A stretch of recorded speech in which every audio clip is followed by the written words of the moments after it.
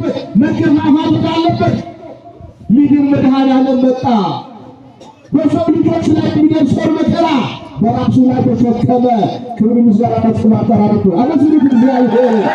የኛ መከራ የሚያደርግ ወዳጅ በእውነት እንዳማገር ያለ ማለት የእኛን መከራ አድርጎ የሚወድ አባት የልጁን መከራ የሚጋራለት እስከ ይኖር ይሆናል። እናት የልጇን መከራ የምትጋራለት እስከ ሊሆን ይችላል። የመድኃኔዓለም ግን የእኛን መከራ መቀበል ፍቅር በሌለው ፍጻሜ በሌለው ፍጹም በሆነ ወጥ በሌለበት ፍቅር በቀደር ክብር ምስጋና ለስሙ አጠራሪ ይሁን። የእኛ ጌታ መድኃኔዓለም በሱ መወደድ ምንኛ መታደል ነው። ስለተወደዳችሁ እኮ ነው እዚህ ቦታ የተሰበሰባችሁ። በክተን አይደለም፣ ነግተን አይደለም፣ ደርሰን አይደለም።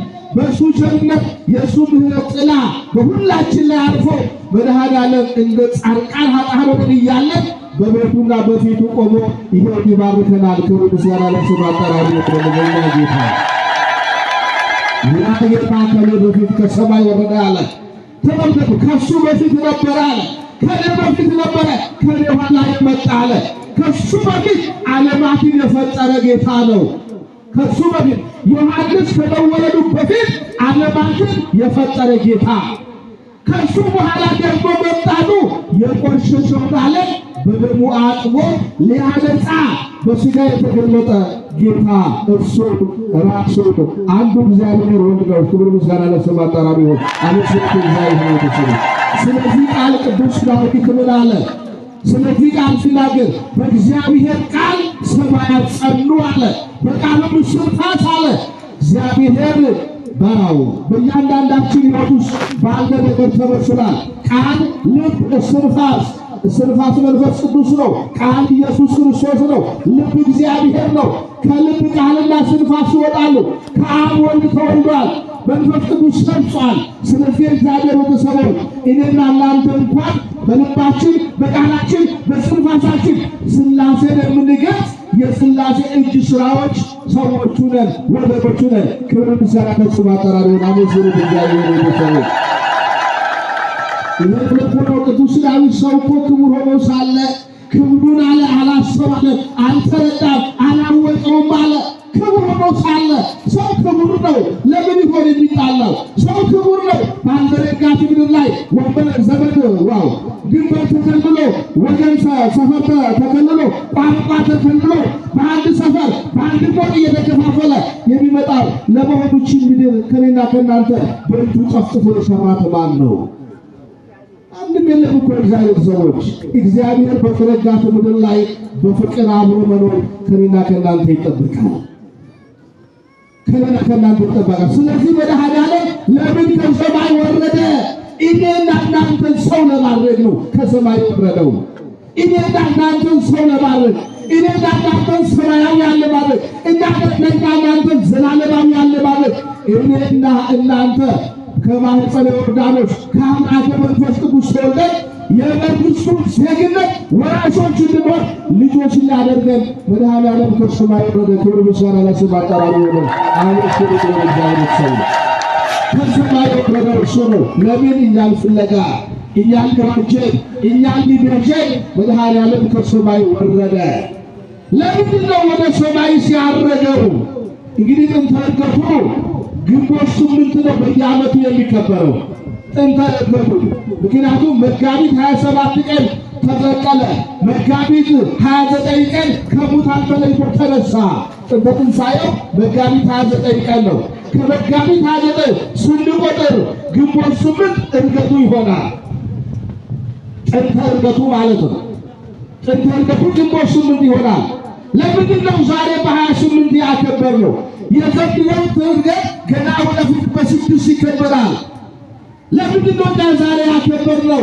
ከአማኑኤል ጋራ በዓሉ የራሱ ስለሆነ ዕለቱም የራሱ ስለሆነ በእርሱ ዕለት አማኑኤልን አስበን በረከት እንድናገኝ እግዚአብሔር በአባቶቻችን ላይ አድሮ ሥራ ሰራለን። ክብር ምስጋና ለአምላካችን ለእግዚአብሔር። አመስግኑ እግዚአብሔር ይመስገን። ለዚህ ነው ወገኖቹን ከኃጢአታቸው ፍዳ የሚያድናቸው ስሙንም ኢየሱስ ትሉአለሽ አለ መልአኩ። ኢየሱስ ራሱ አማኑኤል ነው። ተመልከቱ። ደግሞ በነቢይ እንደተነገረለት እጁንም አማጣቱን አሰረችው፣ በግብግብ አሰኛችው፣ ስሙንም አማኑኤል ብላ ጠራችው አለ። አማኑኤል ብላ የጠራችው ድንግል ማርያም ናት። ኢየሱስ ብሎ የጠራው ደግሞ መልአኩ ነው። በዛ ስም እናቱ ድንግል ማርያም ጠርተዋለች። ሁለቱም የሥጋዌ ስሙ ነው። አማኑኤል ማለት እግዚአብሔር ከኛ ጋር ሆነ ማለት ነው። በሥጋ ተዛመደ ማለት ነው። ኢየሱስ ማለት ደግሞ መድኃኒት ማለት ነው። ለታመመ ሰው መድኃኒት ቅድም ወገብረ መድኃኒተ በማእከለ ምድር ብለው አባቶቻችን በዝማሬያቸው እንደዘመሩት ማለት ነው። በምድር መካከል መድኃኒትን አደረገ። ያቺ ምድር መካከል የተባለችው ቀራንዮ ናት።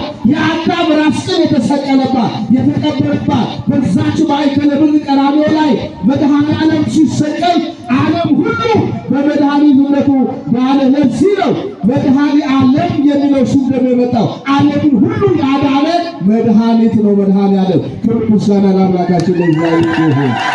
ዓለምን ሁሉ ያዳነ መድኃኒት ነው ኢየሱስ ክርስቶስ። ዓለምን ሁሉ ያዳነ መድኃኒት ነው ቅዱስ አማኑኤል ራሱ ነው እግዚአብሔር ቤተሰቦች። ዓለምን ሁሉ ያዳነ አንዳንድ ሰዎች አሉ ሳያስተውሉ ሳይረዱ ሚስጥር ተፋልሶባቸው ክደት ልቦናቸውን ገዝቷቸው የግል አዳኝ ብሎ መጽሐፍ አላስቀምጠው። መጽሐፍ የሚያስቀምጠው የዓለም ሁሉ መድኃኒት ነው። ሐዋርያው ቅዱስ ጳውሎስም አንዱ ስለ ሁሉ ሞተ ነው እንጂ አንዱ ስለ አንዱ ሞተ አላለም። አንዱ ስለ ሁሉ ሞተ። ተመልከቱ፣ ስለ ሁሉ ሞተ ሲል ከአዳም ጀምሮ እስከ ክርስቶስ ዘመን የነበሩ አበው ቅዱሳን በጠቅላላ ስለ እነርሱ ሞቷል። ከዛ በኋላ እስከ ምጽአተ ዘመነ ክርስቶስ ድረስ ባለው ዘመን ውስጥ በሚነሳ ትውልድ ስለ እነርሱ ሁሉ መድኃኔዓለም ሥጋውን ቆርሷል። መድኃኔዓለም ደሙን አፍስሷል። ያ ሥጋ በልተን ሕይወት የምናገኘው ነው። ያ ደም ጠጥተን የምንረካበት ከኃጢአት ደዌ የምንፈወስበት ሁላችን የሚበቃ መድኃኒት ነው። እሱ አንድ መድኃኒት ከአንድ ፀሐይ እንጠጣዋለን እንበለዋለን። እርሱ አንድ መድኃኒት ከአንድ ጽዋ እንጠጣዋለን። እርሱ አንድ መድኃኒት በአንዲት ቤተ ክርስቲያን አምላኬን እንጠራዋለን። ክብር ምስጋና ለአምላካችን ለእግዚአብሔር ነው። አለት ነው እግዚአብሔር ነው። ስለዚህ እኛ ሁላችንን በዚህ ሁሉ ወጥቶ አምላካችን እግዚአብሔር አዳነ። ወደ ሰማይ ደግሞ ከወረደ ከሰማይ ከወረደ በስተቀር ወደ ሰማይ የወጣ የለም። ለምንድን ነው ወደ ሰማይ የወጣው? መጽሐፍ ቅዱስ አንድ ጥቅስ ብቻ ነው የነግራችሁ። ወደ ደምኛው ትመጣለን። የእግዚአብሔር ቤተሰቦች ዮሐንስ ወንጌል ምዕራፍ 14 ላይ ቁጥር 3 ላይ ምን አላቸው ቅዱሳን ሐዋርያት? በእኔ እመኑ በአባቴ እመኑ፣ በእኔ ቤት ብዙ መኖሪያ አለ ብሎ ከመከረ ካስተማረ ከገሰጸ በኋላ እንዲህ አላቸው እግዚአብሔር ቤተሰቦች ስፍራ ላዘጋጅላችሁ እሄዳለሁ አለ። ምን ላዘጋጅላችሁ? ንገሩ። ምን ላዘጋጅላችሁ? ምን ሊያዘጋጅልን? ስፍራ ሊያዘጋጅልን። የእረፍት ከተማ ስፍራ አለን እኮ፣ የሰላም ከተማ፣ የአንድነት ከተማ፣ ሁሉ የሚወርሳት የእረፍት ቦታ አለችን። ስፍራ ላዘጋጅላችሁ እሄዳለሁ አለ መድኃኔዓለም።